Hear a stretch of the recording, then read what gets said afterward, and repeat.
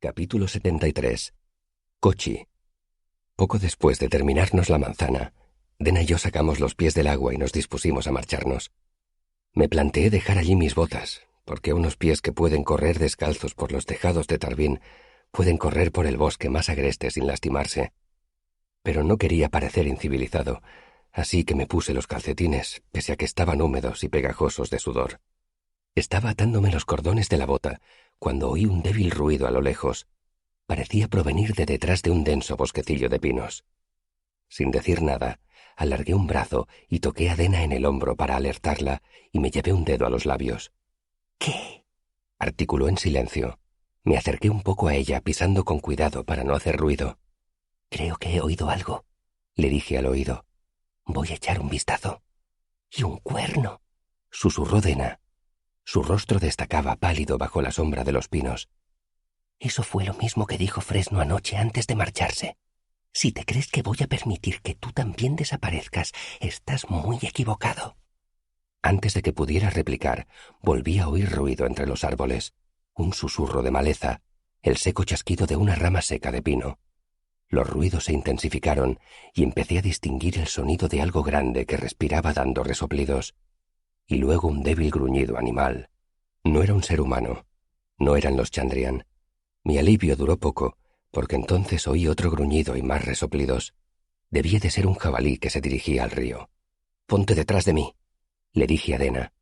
La gente no sabe lo peligrosos que son los jabalíes, sobre todo en otoño, cuando los machos pelean para establecer sus dominios.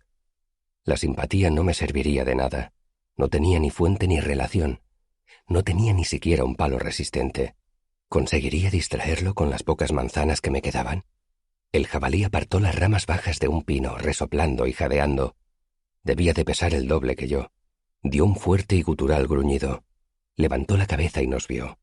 Se quedó con la cabeza levantada, retorciendo el morro para captar nuestro olor.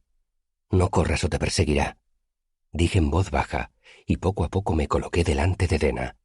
Como no se me ocurría nada más, saqué mi navaja y la abrí con el dedo pulgar.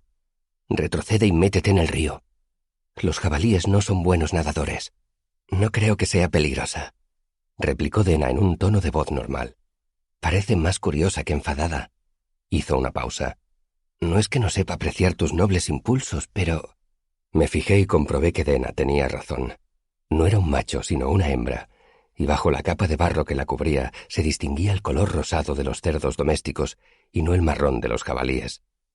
Aburrida, la cerda bajó la cabeza y empezó a ozar entre las matas que crecían debajo de los pinos. Entonces reparé en que me había agachado y estaba casi en cuclillas, con un brazo extendido como un luchador. En la otra mano tenía mi lamentable navaja. Era tan pequeña que ni siquiera podía cortar una manzana por la mitad de una sola vez. Y lo peor era que solo llevaba puesta una bota. Ofrecía un aspecto ridículo. Parecía tan loco como Elodin en uno de sus peores días. Me acaloré y comprendí que debía de haberme puesto rojo como una remolacha. «Telum misericordioso, qué idiota me siento». «La verdad es que es muy halagador», repuso Dena. «Con excepción de algún irritante simulacro en la barra de alguna taberna, me parece que es la primera vez que alguien salta para defenderme». «Sí, claro». Mantuve la cabeza agachada mientras me calzaba la otra bota. Estaba demasiado avergonzado para mirar a Dena a la cara. «Es el sueño de todas las niñas, que las rescaten de un cerdo de granja». «Lo digo en serio». Levanté la cabeza y vi que Dena sonreía con dulzura, pero sin burla. «¿Te has puesto tan fiero? Como un lobo con todo el lomo erizado». Me miró la cabeza y rectificó. «O mejor dicho, un zorro. Tienes el pelo demasiado rojo para ser un lobo». Me relajé un poco. Un zorro con el lomo erizado es mejor que un idiota desquiciado y medio descalzo. «Pero sujetas mal la navaja», observó Dena con toda naturalidad, apuntando hacia mi mano con la barbilla. «Si se la clavaras a alguien, te resbalaría la empuñadura y te cortarías el pulgar». Alargó un brazo, me cogió los dedos y me los desplazó un poco. «Si la coges así, no te harás daño. El único inconveniente es que la muñeca pierde movilidad». «¿Has participado en muchas peleas con navaja?», bromeé. «No en tantas como tú crees», repuso ella con una sonrisa pícara. «Es otra página de ese gastado libro que a los hombres tantos gusta consultar para cortejarnos. Puso los ojos en blanco, exasperada. No sabes la cantidad de hombres que han intentado robarme la virtud enseñándome a defenderla. Nunca he visto que llevaras un puñal, comenté. ¿Cómo es eso? ¿Para qué voy a llevar un puñal? Replicó ella. Soy una dulce y delicada flor, ¿no? Una mujer que se pasea exhibiendo un puñal solo busca problemas. Metió una mano en un bolsillo y sacó un largo y delgado trozo de metal con uno de los bordes reluciente. Sin embargo, una mujer que esconde un puñal está preparada por si surgen problemas. En general, es más cómodo aparentar que eres inofensiva. Menos problemático. Lo único que impidió que me quedara perplejo fue la naturalidad con que lo dijo. Su puñal no era mucho más grande que mi navaja. Era de una sola pieza, recto, con empuñadura de piel fina. Era evidente que no era ningún utensilio de cocina, ni una navaja de supervivencia. Me recordó más bien a los afilados cuchillos quirúrgicos de la clínica. ¿Cómo haces para llevar eso en el bolsillo sin cortarte a trocitos? Dena se puso de lado para enseñármelo. El bolsillo tiene un corte por dentro. Llevo el puñal atado a la pierna, por eso es tan plano, para que no se note que lo llevo bajo la ropa. Lo asió por la empuñadura y lo sostuvo ante mí para que lo viera. Así, tienes que poner el pulgar en la parte plana. ¿Pretendes robarme la virtud enseñándome a defenderla? Pregunté. Como si tú tuvieras virtud, dijo ella riendo. Lo que intento es que no te cortes esas manos tan bonitas que tienes la próxima vez que salves a una chica de una cerda. Ladeó la cabeza y agregó. Por cierto, ¿sabías que cuando te enfadas los ojos... ¡Marrana! Gritó una voz desde los árboles, y oímos también el ruido metálico de una campana. ¡Cochi! ¡Cochi! ¡Cochi! La cerda se animó y fue trotando por los arbustos hacia la voz. Dena se guardó el puñal mientras yo recogía mi macuto. Seguimos a la cerda por entre los árboles y vimos a un hombre río abajo, con media docena de cerdas enormes deambulando alrededor. También había un viejo y pinchudo berraco y una veintena de cochinillos correteando entre sus patas. El porquero nos miró con desconfianza. ¡Ea! Gritó. ¡No tengáis miedo! ¡Muesos no dan! Era flaco y tenía el rostro curtido por el sol, con una barba rala. Llevaba una esquila sujeta al largo bastón y una bolsa vieja y sucia colgada del hombro. Olía mejor de lo que seguramente imagináis, porque los cerdos de montanera se mantienen mucho más limpios que los que viven encerrados en porquerizas. Y aunque hubiera olido como un cerdo de porqueriza, no se lo habría reprochado, porque sin duda alguna yo había olido mucho peor en varios momentos de mi vida. «Parecíame a mí que algo hiere allí río abajo», dijo. Tenía un acento cerrado y pastoso, y costaba entenderle. Mi madre lo llamaba el habla del fondo del valle, porque solo se oía en los pueblos que apenas tenían contacto con el mundo exterior. Incluso en las pequeñas aldeas rurales como Trebon, esa forma de expresarse ya se había perdido. Como llevaba tanto tiempo viviendo en Tarbín y en Imre, hacía años que no oía un dialecto tan cerrado. Ese tipo debía de haber crecido en algún sitio muy remoto, seguramente escondido en las montañas. El porquero se nos acercó y nos miró entornando los ojos. «¿Mas qué facíais allí abajo?», preguntó con recelo. «Parecióme oír a alguien cantando tonadas». «Mi prima Cormana Sella», dije imitando su forma de hablar y señalando a Dena. «Preciosa voz ha por a la música, ¿non es cierto?» Le tendí una mano. «Mucho gusto en conoceros, señor. Quoth podéis decirme». El tipo se sorprendió al oírme hablar, y su adusta expresión se suavizó notablemente. «Mío es el gusto, maese Quoth», replicó, y me estrechó la mano. «Non es corriente encontrarse con paisanos que las cosas digan como débese. Los desgraciados que por acá desfilan se sienten como si la boca a alguien les hubiera embutida de lana». Me reí. «Lana en la boca, lana en los sesos», mi padre decía. El porquero sonrió y dijo: «Scoiban Siemel Fennec, podéis llamarme». «Bastantes letras ha por a un rey», repuse. «Gran ofensa os causo si lo recorto por a llamaros Siem». «Así facen mis amigos». Me sonrió y me dio una palmada en la espalda. «A buenos mozos como vosotros dos, bien está Siem». Nos miró alternadamente a Dena y a mí. En honor a la verdad, he de reconocer que Dena ni siquiera pestañeó una vez al oírme hablar en aquel dialecto. «Disculpadme», dije señalándola. «Siem, esta es mi prima Cormana favorita». «Dinae», dijo Dena. Bajé la voz y con un susurro teatral dije: «Laudable mujer, mas también horrible de tímida que es. No nos hieres la fablar gran cosa me da a mí». Dena interpretó su papel sin vacilar. Agachó la cabeza y empezó a retorcerse los dedos fingiendo nerviosismo. Levantó brevemente la cabeza para sonreír al porquero y luego volvió a bajar la vista. Era la timidez personificada, hasta tal punto que casi me lo creí. Chiem se levantó el deforme sombrero de la frente y asintió. «Mucho gusto en conoceros, Dinae. Nunca en vida había oído voz tan adorable», dijo, y volvió a calarse el sombrero. Como Dena seguía sin mirarlo, Chiem se volvió hacia mí. «Buen rebaño habéis allí», comenté señalando los cerdos que merodeaban entre los árboles. Chiem sacudió la cabeza riendo. «Vamos, anda, rebaño non es.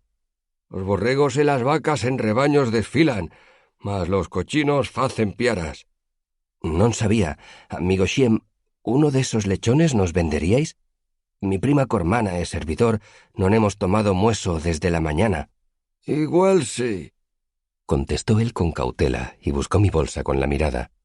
«Si prepararlo por a nos queréis, 4 ayotas puedo darlas», dije, consciente de que le estaba ofreciendo un buen precio. «Mas si la merced dispensáis de asentaros y compartir el conducho con nos». Lo estaba tanteando.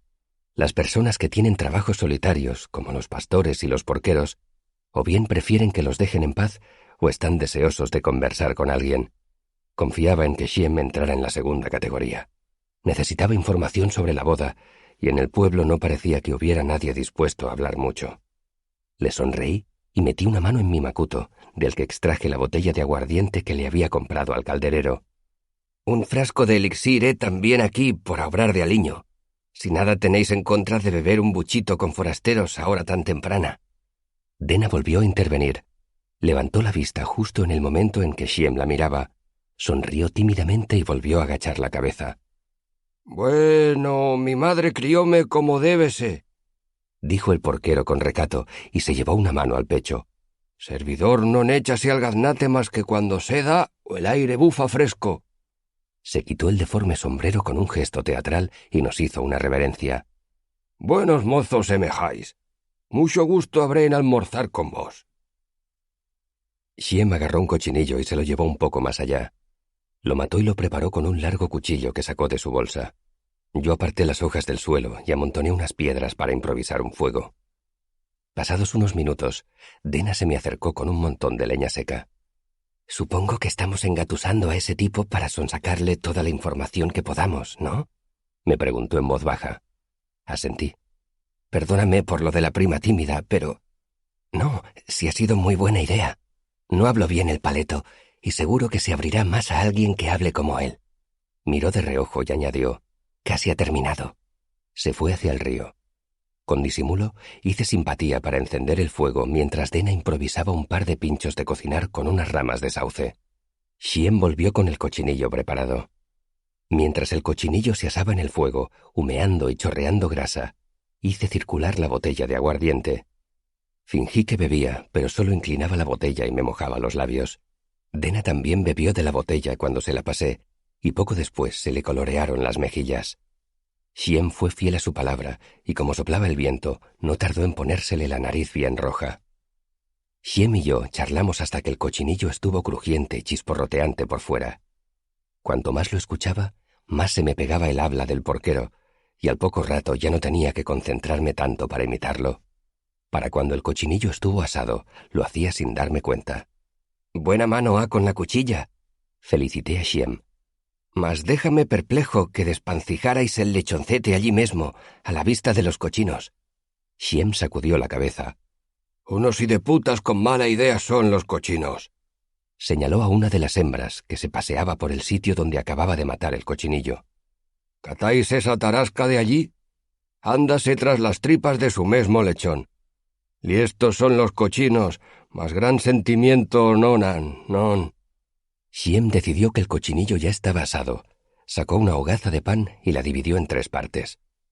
«¿Borrego?», rezongó. «¿De qué borrego si a ver podemos buenos pedazos de panceta?». Se levantó y empezó a trinchar el cochinillo con su largo cuchillo. «¿Cuál parte gustáis de tastar, mi dama?». Le preguntó a Dena. «Preferencias no he», contestó ella. «Bien irá cualquier pedazo que hayáis ahí». Me alegré de que Shiem no me estuviera mirando cuando Dena contestó. Su habla no era perfecta. Fallaba un poco en las palabras agudas y no cerraba bien el non, pero no lo hacía nada mal. «No seáis tímida, moza, pues menester non ha», dijo Shiem. «Carne de sobra sabemos acá». «Siempre agradóme más de detrás, si molestia non causo», dijo Dena. Se ruborizó y agachó la cabeza. Esa vez cerró mejor la negación. Shiem nos demostró su buena educación, evitando hacer algún comentario grosero mientras le ponía una gruesa y humeante tajada de carne encima del trozo de pan. «Tiento con los dedos, tiempo dadle por a que enfríe». Nos pusimos a comer.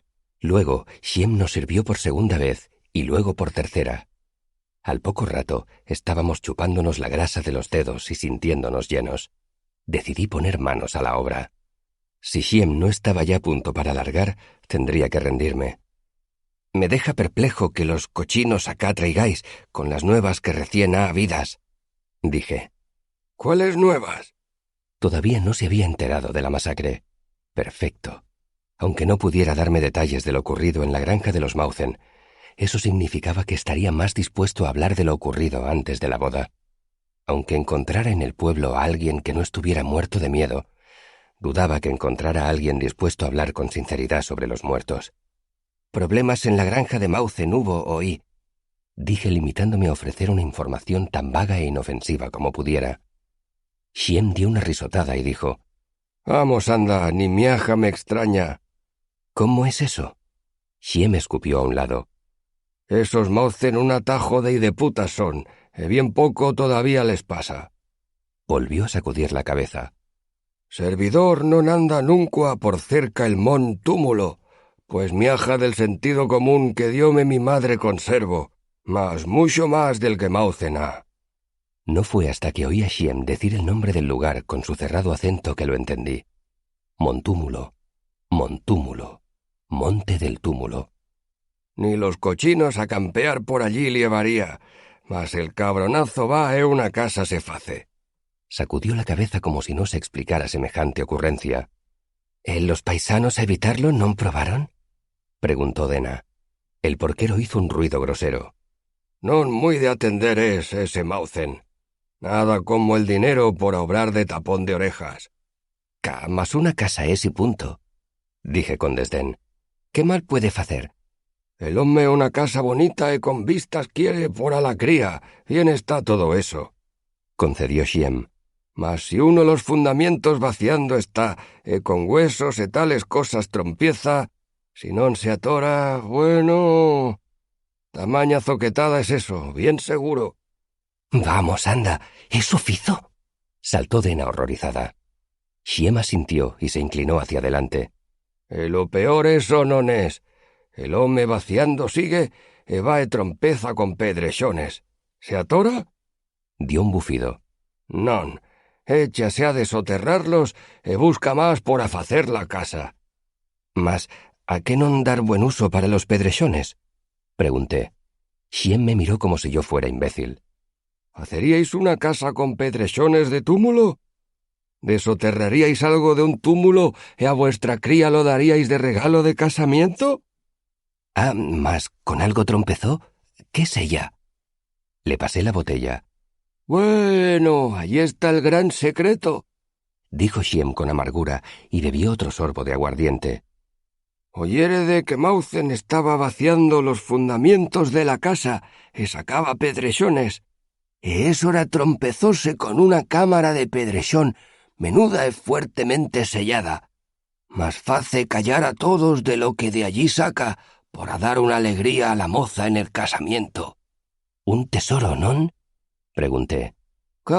«Dinero non sella», sacudió la cabeza.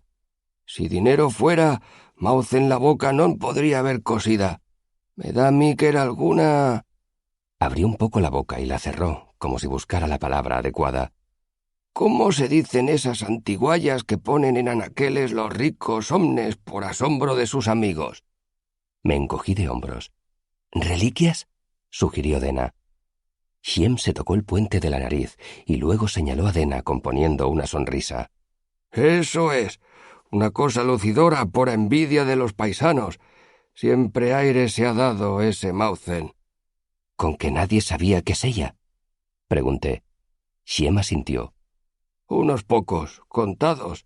Mauthén es su hermano, 2 críos de los suyos, no sé si su mujer. Medio año ha de entonces acá, con el gran secreto por a ellos, ni uno más, todos inflados como pontífices. Eso lo enfocaba todo desde otra perspectiva. Tenía que volver a la granja y buscar otra vez. ¿A alguien habéis catado por aquí hoy? Preguntó Dena. A mi tío buscamos. Shiem negó con la cabeza. El gusto no ne ha habido, non. Pues bien preocupada me ha, insistió Dena. Una cosa por otra no nos diré, Fermosa, replicó el porquero. Y a solas anda por los bosques de acá, motivo habéis de preocuparos. ¿Campan por aquí malas gentes? Pregunté. Non es lo que piensades, respondió. Servidor non baja acá más que de año en año, a la otoñada. A cuenta sale si se trae de montanera a los cochinos más de un pelo. Cosas extrañas suceden por estos bosques, a septentrión sobre todo. Miró a Dena y luego se miró los pies. Era evidente que no estaba seguro de si debía continuar. Eso era exactamente la clase de comentario que yo quería oír. Así que, con la esperanza de provocarlo, hice un gesto de desdén y dije: «¿Con cuentos de viejas no salís agora, Shiem?» Shiem frunció el entrecejo. 2 noches ha, cuando alcéme por a... Vaciló un momento y miró a Dena. Un asuntillo a tender, unas luces caté allí a septentrión, una gran fogarada azul, grande como una fogata, mas salida de la nada. Chasqueó los dedos. Al segundo desaparecióse. 3 veces fue eso. Mal canguelo entróme. 2 noches ha. La boda se había celebrado la noche anterior. 2 dije, o non.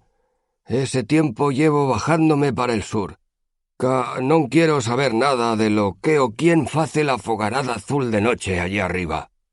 Vamos, anda, Shiem. ¿Fogaradas azules? Non tengáisme por uno de esos ruembaucadores que cuentan historias de miedo por unos peniques, mozo, dijo enojado. La vida entera la he vivido por estos montes. Todos saben que algo sucede en las peñas fuer de septentrión. Non en balde los paisanos ni se aprestan por allí. ¿No navé de granjas allí arriba? Pregunté. Non sacarás nada de las peñas si pedresones no gustas de cosechar, contestó acaloradamente.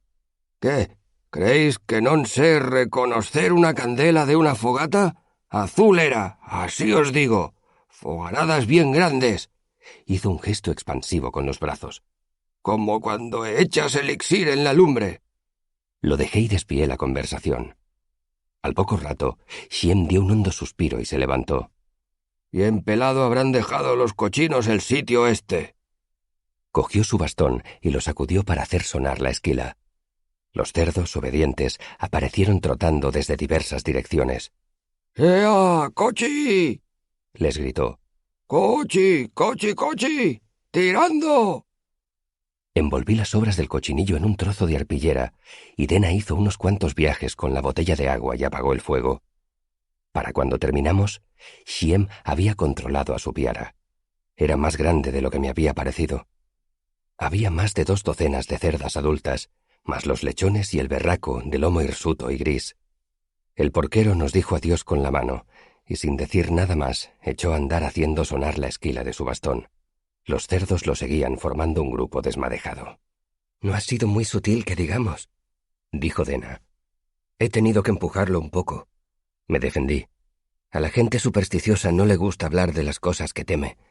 Estaba a punto de cerrarse en banda y yo necesitaba saber qué había visto en el bosque. Yo habría sabido sonsacárselo. Se cazan más moscas con miel que con vinagre. ¿No lo sabías?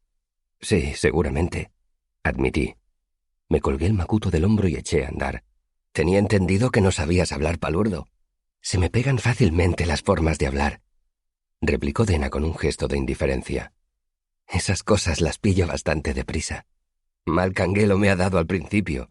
Me detuve y escupí al suelo. Mierda, me va a costar un ciclo entero librarme de ese acento.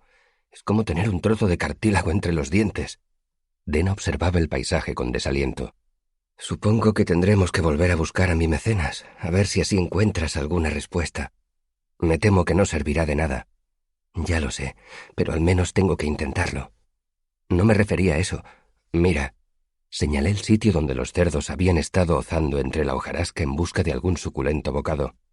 Shem los ha dejado corretear por todas partes. Aunque hubiera alguna pista, nunca la encontraríamos.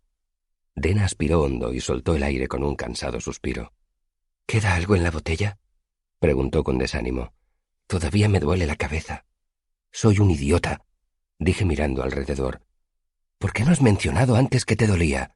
Fui hasta un pequeño abedul, corté varias tiras largas de corteza y se las llevé. El interior de la corteza es un buen analgésico. Eres un chico muy apañado. Peló un poco de corteza con la uña y se la metió en la boca. Arrugó la nariz. Es amarga. Así sabes que es una medicina, dije. Si tuviera buen sabor sería un caramelo. Sí, es como la vida misma, replicó ella. Nos gustan las cosas dulces, pero necesitamos las amargas. Sonrió al decirlo, pero solo con los labios. Por cierto, añadió, ¿cómo voy a encontrar a mi mecenas? Acepto sugerencias. Se me ha ocurrido una idea, dije colgándome el macuto del hombro. Pero primero hemos de regresar a la granja. Quiero volver a mirar una cosa. Volvimos a la cima del monte del túmulo y comprendí de dónde venía ese nombre. Había unos montículos extraños e irregulares, pese a que no se veían otras rocas por allí cerca. Ahora que sabía lo que buscaba, era imposible no fijarse en ellos. ¿Qué es eso que tanto te interesa?, me preguntó Dena. Ten en cuenta que si intentas entrar en la casa, quizá me vea obligada a impedírtelo por la fuerza. Mira la casa, dije, y ahora mira ese risco que sobresale por encima de los árboles, detrás del edificio. Lo señalé. La piedra de por aquí es casi negra, y las piedras de la casa son grises. Asentí. Dena me miraba con expectación. ¿Y eso qué significa exactamente? El porquero ya nos ha dicho que encontraron piedras de un túmulo. Por aquí no hay túmulos, expliqué. La gente construye túmulos en vintas, donde existe esa tradición, o en sitios bajos y pantanosos donde no se puede cavar una tumba. Seguramente estamos a 800 kilómetros del túmulo más cercano. Me acerqué más a la granja. Además, los túmulos no se construyen con piedras, y menos con piedras de cantera trabajadas como estas. Estas piedras las han traído desde muy lejos. Pasé una mano por las piedras grises y lisas de la pared. Porque alguien quería construir algo duradero, algo sólido. Me volví y miré a Dena. Creo que aquí hay enterrado un viejo poblado fortificado. Dena reflexionó un momento. ¿Por qué lo llamarían Monte del Túmulo si no había ningún túmulo? Seguramente porque la gente de por aquí nunca ha visto un túmulo de verdad. Solo han oído hablar de ellos en las historias. Cuando ven un monte con grandes montículos en lo alto, señalé los montículos de formas extrañas. Monte del Túmulo. Pero si estamos en las Quimbambas. Miró alrededor, más allá de las Quimbambas. Sí, concedí. Pero ¿y cuando construyeron esto? Señalé un espacio entre los árboles, hacia el norte de la granja incendiada. Ven aquí un momento. Quiero ver otra cosa. Si caminabas más allá de los árboles, por el lado norte de la cresta del monte, tenías una panorámica espectacular. Los rojos y amarillos de las hojas de los árboles eran impresionantes. Vi algunas casas y graneros diseminados, rodeados de campos dorados o de pastos de color verde pálido y salpicados de ovejas. También vi el arroyo donde Dena y yo nos habíamos refrescado los pies. Miré hacia el norte y vi los riscos que había mencionado Shem. Allí el terreno parecía más agreste. Asentí ensimismado. Desde aquí se ve hasta unos 150 kilómetros a la redonda. La única colina con mejores vistas es aquella de allí.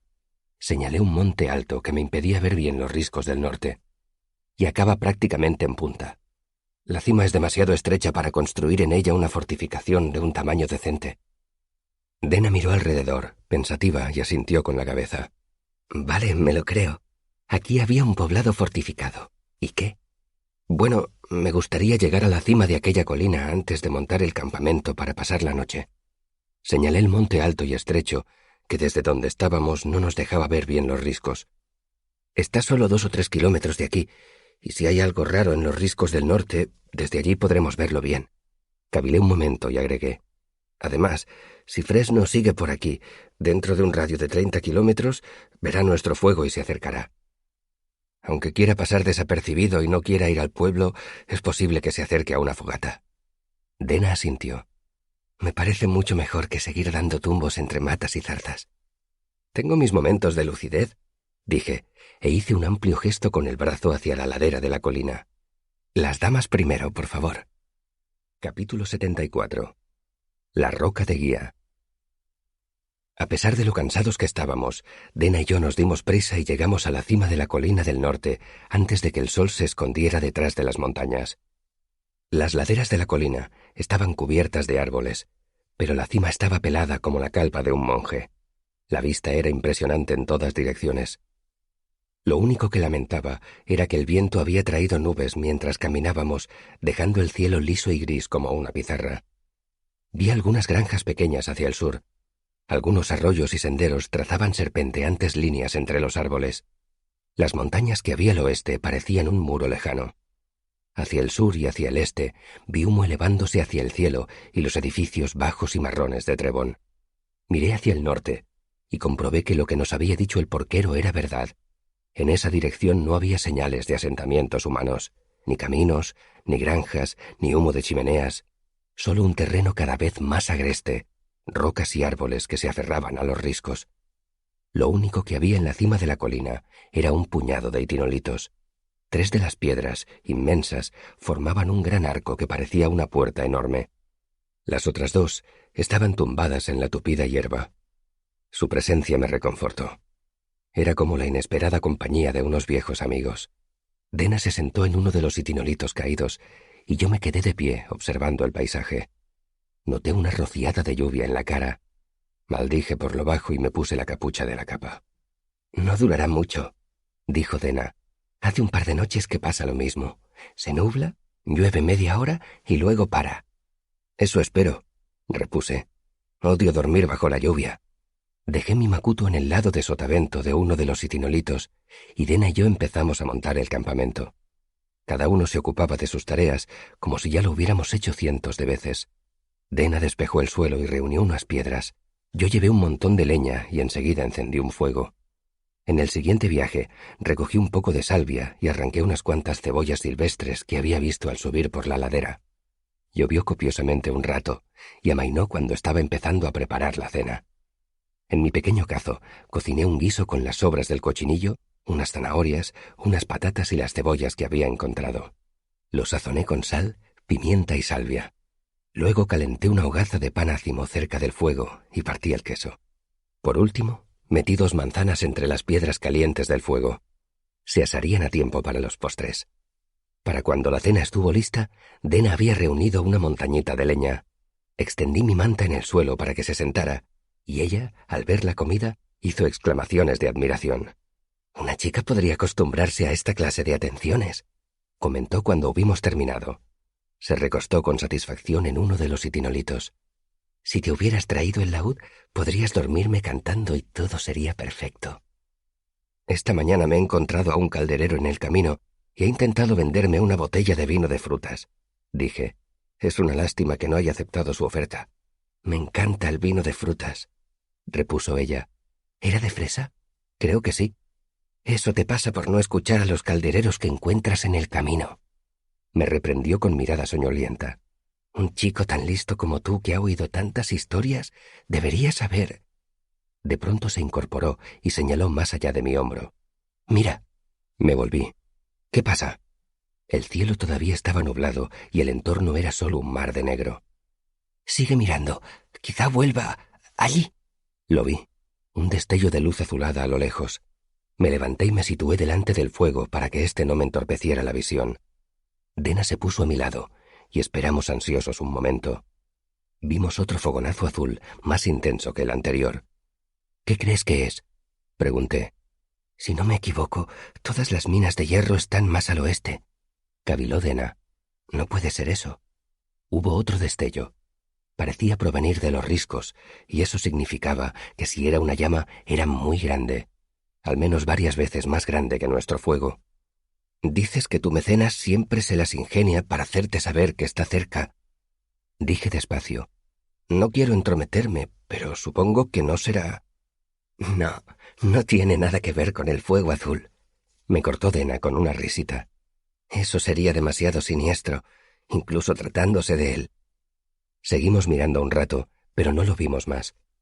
Cogí una ramita gruesa como mi pulgar, la partí por la mitad y con una piedra clavé ambas mitades en el suelo como si fueran las estacas de una tienda de campaña. Dena arqueó una ceja. Apuntan hacia el sitio donde hemos visto la luz, aclaré. Con esta oscuridad no veo nada que pueda servir de punto de referencia, pero por la mañana esto nos indicará en qué dirección hemos de buscar. Volvimos a sentarnos. Eché más leña al fuego y saltaron chispas. Uno de los dos debería quedarse despierto y vigilar el fuego, propuse, por si aparece alguien. Yo nunca duermo toda la noche seguida, repuso Dena.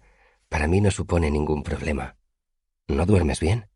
Tengo sueños, respondió ella en un tono de voz que dejaba claro que eso era todo lo que tenía que decir sobre el asunto. Arranqué unas espinas que se habían enganchado al dobladillo de mi capa y las tiré al fuego. Creo que tengo una idea que explica lo que pasó en la granja Mautham. Dena se animó. Cuéntame. La pregunta es, ¿por qué atacarían los Chandri en esa casa en particular y en ese preciso momento? Por la boda, evidentemente. Pero, ¿por qué esa boda en particular? ¿Por qué esa noche? ¿Por qué no me das tú la respuesta? Dijo Dena frotándose la frente. No esperes que de repente lo entienda todo como si fueras mi maestro. Volví a ruborizarme. Lo siento. No tienes que disculparte. En circunstancias normales me encantaría mantener una conversación ingeniosa contigo, pero ha sido un día muy largo y me duele la cabeza. Ve derecho al grano. Tiene que ser por eso que encontró Mautham cuando excavaba en el viejo poblado fortificado en busca de piedras, expliqué. Desenterró algo de las ruinas y estuvo alardeando de ello durante meses.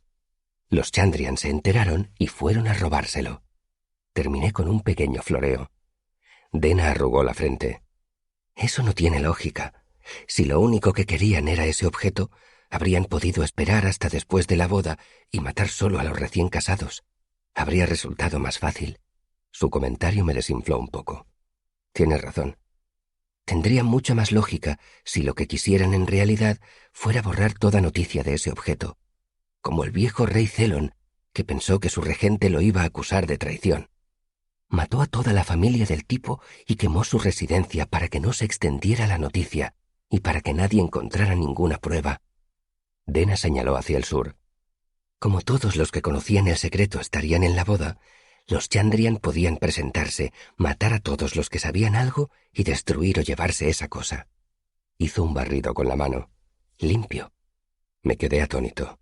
No tanto por lo que Dena acababa de decir, que por supuesto era una explicación mucho mejor que la mía, sino porque de pronto recordé lo que le había pasado a mi troupe. Sé de unos padres que han estado cantando unas canciones que no hay que cantar.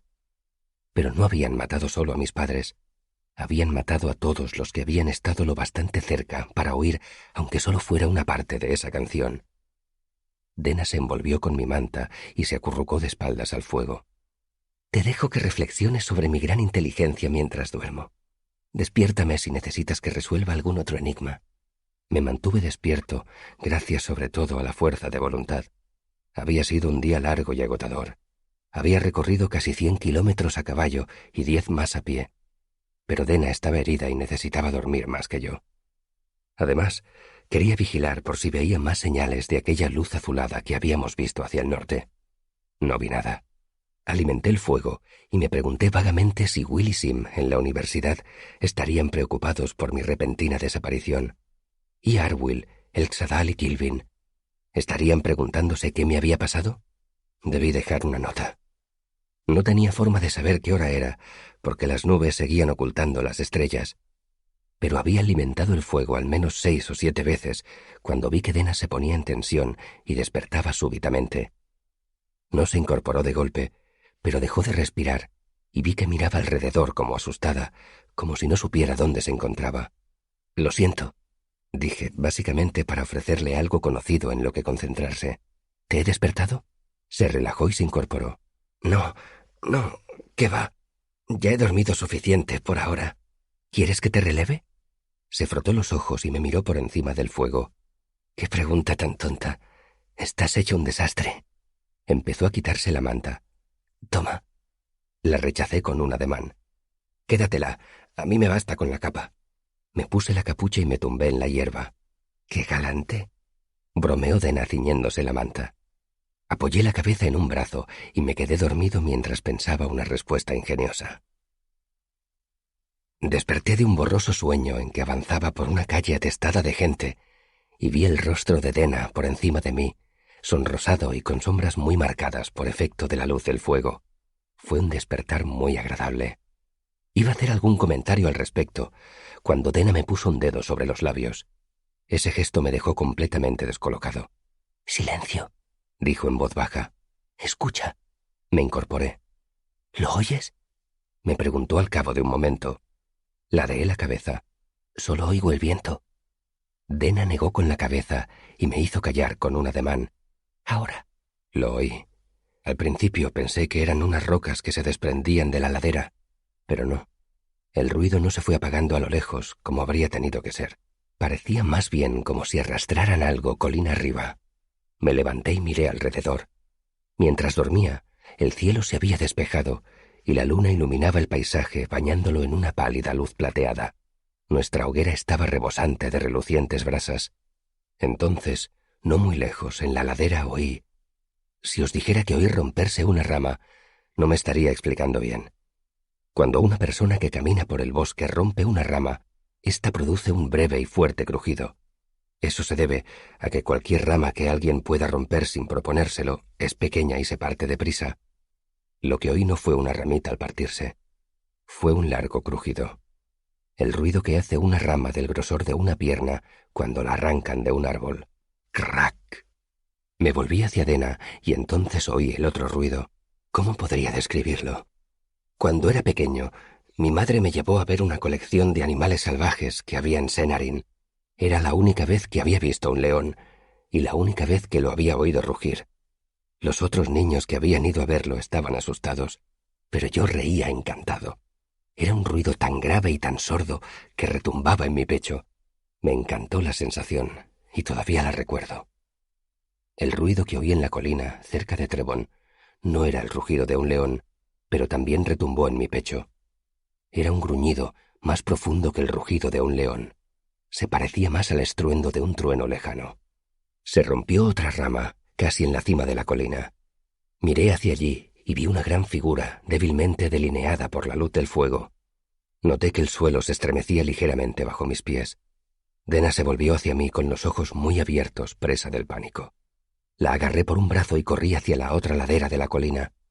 Al principio Dena me siguió, pero cuando vio a dónde me dirigía se paró en seco. «No seas estúpido», me susurró. «Si bajamos por ahí a oscuras nos romperemos el cuello». Miró en torno a sí, frenética, y se fijó en los itinolitos. «Súbeme allí y luego yo te ayudaré a encaramarte a ti». Entrelacé los dedos para formar un estribo. Dena metió un pie y yo la impulsé con tanta fuerza que casi la lancé al otro lado de la piedra. Esperé un momento a que pasara una pierna por lo alto, me colgué el macuto del hombro y trepé por la enorme piedra. Aunque quizá debería decir que intenté trepar por la enorme piedra.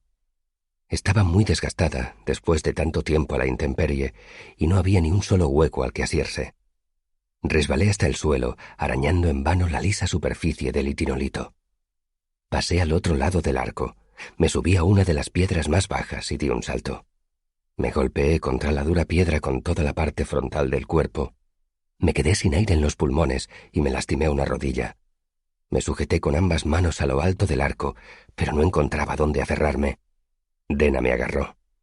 Si esto fuera una balada heroica, os diría que me sujetó con firmeza una mano y que tiró de mí hasta ponerme a salvo.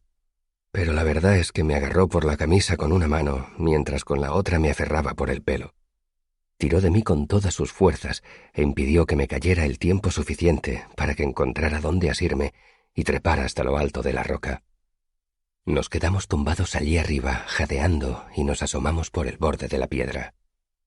Abajo, en la cima de la colina, aquella débil silueta empezaba a acercarse al círculo de luz que proyectaba nuestra hoguera.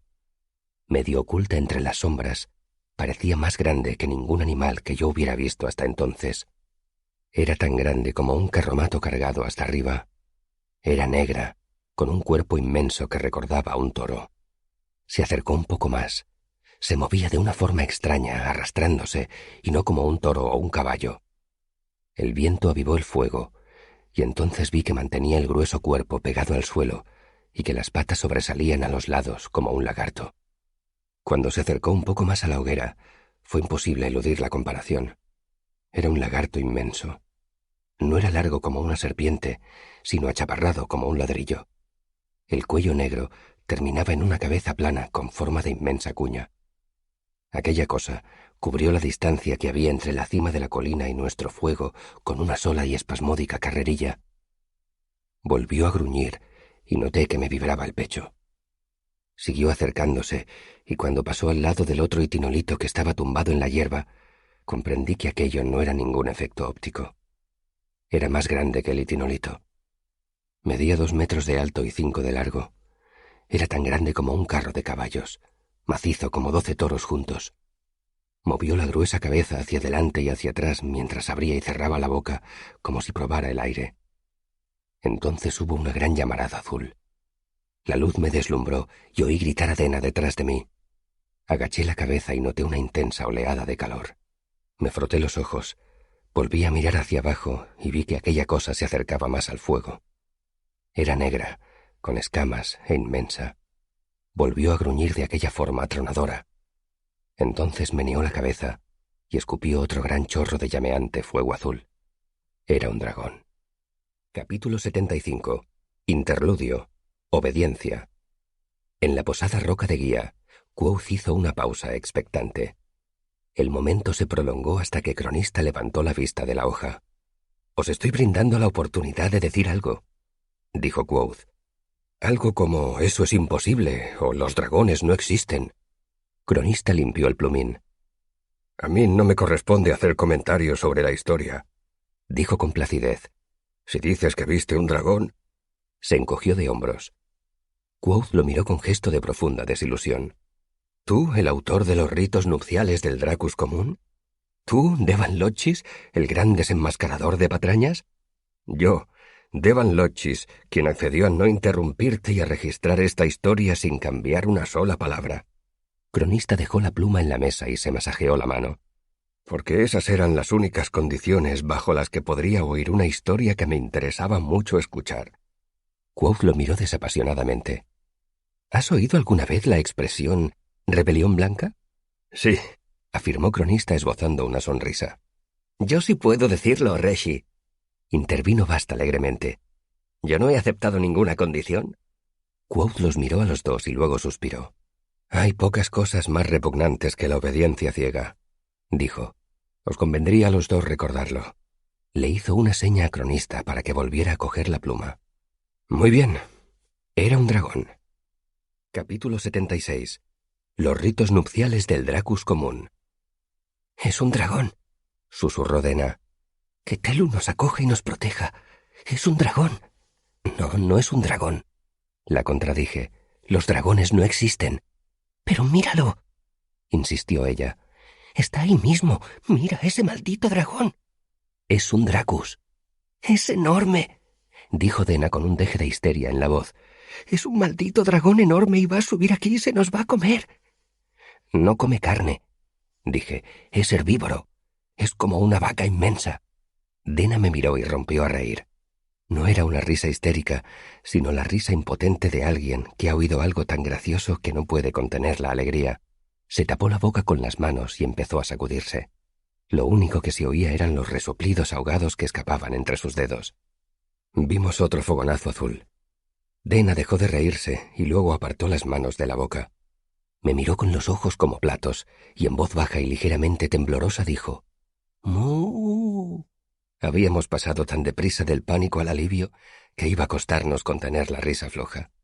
Así que cuando Dena empezó a reír de nuevo, intentando sofocar las carcajadas con las manos, yo reí también y la barriga me temblaba del esfuerzo para no hacer ruido. Nos tumbamos sobre la piedra, desternillándonos como dos niños pequeños, mientras abajo Aquella gran bestia gruñía y resoplaba alrededor de nuestro fuego, lanzando llamaradas de vez en cuando. Al cabo de unos largos minutos nos serenamos. Dena se enjugó las lágrimas de los ojos y dio un hondo y tembloroso suspiro. Se acercó más a mí, hasta pegar el lado izquierdo de su cuerpo a mi lado derecho. «Mira», dijo en voz baja mientras los dos mirábamos desde el borde de la piedra. «Ese bicho no puede ser herbívoro. Es inmenso. No podría ingerir suficiente alimento.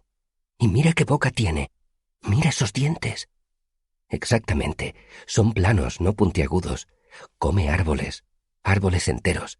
Mira lo grande que es. ¿Dónde iba a encontrar suficiente carne? Tendría que comerse 10 ciervos todos los días. No podría sobrevivir». Dena giró la cabeza y me miró. «¿Cómo demonios sabes eso?» «Lo leí en la universidad», contesté, «en un libro titulado Los ritos nupciales del Dracus común. Utiliza el fuego para llamar la atención en la época de celo. Es como el plumaje de los pájaros». «¿Insinúas que esa cosa de ahí abajo?» Buscó a tientas las palabras. Sus labios se movieron un momento sin articular ningún sonido. «¿Pretende tirarse a nuestra hoguera?» Por un instante creí que iba a romper a reír de nuevo, pero inspiró hondo y se serenó. «Pues yo no me lo pierdo, desde luego». Notamos que la piedra sobre la que estábamos sentados se estremecía. La vibración provenía del suelo. Al mismo tiempo, todo se oscureció notablemente. Miramos hacia abajo y vimos al Dracus revolcándose en el fuego como un cerdo en un revolcadero. El suelo temblaba mientras el animal aplastaba las brasas con el cuerpo. «Ese bicho debe de pesar». Dena se interrumpió y sacudió la cabeza. «Quizá 5 toneladas. Calculé, 5 como mínimo. Podría atacarnos. Podría derribar las piedras». «No lo creo», dije dando unas palmadas al itinolito, tratando de parecer más convencido de lo que lo estaba en realidad. «Estas piedras llevan mucho tiempo aquí. No nos pasará nada». Mientras se revolcaba en nuestra fogata, el Dracus había esparcido ramas encendidas por la cima de la colina. Lo vimos dirigirse hacia un leño medio calcinado que seguía consumiéndose sobre la hierba. El Dracus lo olfateó y se revolcó sobre él, aplastándolo. Entonces se puso de nuevo en pie, volvió a olfatear el leño y se lo comió. No lo masticó. Se lo tragó entero, como una rana se traga un grillo. Repitió varias veces la operación, describiendo círculos alrededor del fuego casi apagado ya. Lo olfateaba, se revolcaba encima de los troncos ardientes y luego, cuando se apagaban, se los comía. «Supongo que es lógico», comentó Dena. «Provoca incendios y vive en el bosque. Si no tuviera algún mecanismo mental que lo incitara a apagar el fuego, no sobreviviría mucho tiempo». «Seguramente por eso ha venido aquí», repliqué, «porque ha visto nuestra hoguera». Tras varios minutos resoplando y revolcándose, el Dracus volvió junto a la hoguera, de la que solo quedaba un lecho de brasas. La rodeó varias veces y luego se tumbó encima. Me estremecí, pero la bestia se limitó a moverse hacia adelante y hacia atrás como una gallina que se acomoda en el nido. La cima de la colina estaba ya completamente oscura. Solo había una débil luz de luna. «¿Cómo puede ser que nunca haya oído hablar de esos bichos?», preguntó Dena. «Hay muy pocos», contesté. «La gente suele matarlos porque no entienden que son relativamente inofensivos. Y no se reproducen muy deprisa. Ese de ahí debe de tener 200 años. Es de los más grandes que hay». Lo contemplé maravillado. No creo que haya más de un par de centenares de Dracus de ese tamaño en todo el mundo. Seguimos mirando un par de minutos, pero abajo no se apreciaba ningún movimiento. Dena dio un gran bostezo. «Dios mío, estoy agotada. No hay nada como la certeza de tu propia muerte para dejarte baldada». Se tendió boca arriba y luego de lado, y después se volvió hacia mí, buscando una postura cómoda. «Madre mía, qué frío hace aquí». Vi que temblaba. No me extraña que el Dracus se haya tumbado encima de nuestra hoguera. «Podríamos bajar y coger la manta», sugerí. Dena soltó una risotada. «Ni hablar». No paraba de temblar mientras se abrazaba el cuerpo. «Toma». Me levanté y me quité la capa. «Abrígate con esto. No es gran cosa, pero es mejor que la piedra». Se la tendí. «Te vigilaré mientras duermes para que no te caigas». Me miró largamente y en parte confié en que la rechazara. Pero tras unos instantes de vacilación, Cogió la capa y se envolvió con ella. «¿Está visto, maese Quoth, que sabes cuidar de una mujer?» «Pues espera mañana», repliqué. «No he hecho más que empezar». Me senté en silencio, tratando de no temblar, y al final la respiración de Dena se hizo lenta y acompasada. La vi dormir con la tranquilidad de un niño que no tiene ni idea de lo insensato que es, ni de las inesperadas tragedias que puede traer el día siguiente.